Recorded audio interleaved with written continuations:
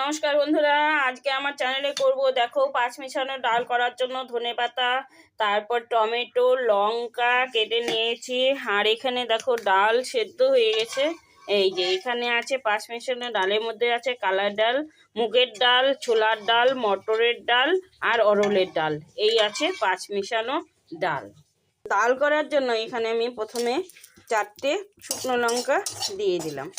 শুকনো লঙ্কাটা ভালো করে ভেজে নেব। লঙ্কা দেখো ভালো করে ভাজা হয়ে গেছে। এখন দিয়ে দিব পাঁচ ফোড়ন। পাঁচ ফোড়নটা ভালো করে ভেজে নিই। পাঁচ ফোড়নটা দেখো ভালো করে ভাজা হয়ে গেছে। এখন ডাল বসিয়ে দিলাম আর পাঁচ ফোড়নটা দিয়ে দিলাম।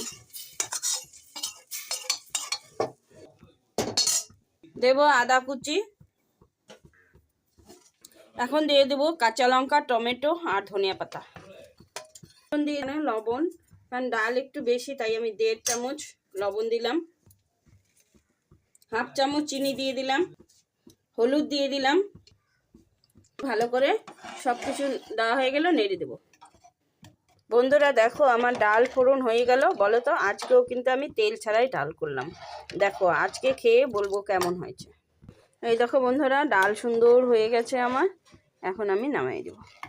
ধনেপাতা দিয়ে পাঁচ মিশালো ডাল। এই দেখো ডাল হয়ে গেছে, এখন ঢেলে দিচ্ছি। এই তো পাঁচ মিশালো ডাল আমার হয়ে গেছে বন্ধুরা, নামিয়ে দিয়েছি। কেমন লাগলো জানিও। তেল ছাড়া। ভালো লাগলে লাইক কমেন্ট শেয়ার করো।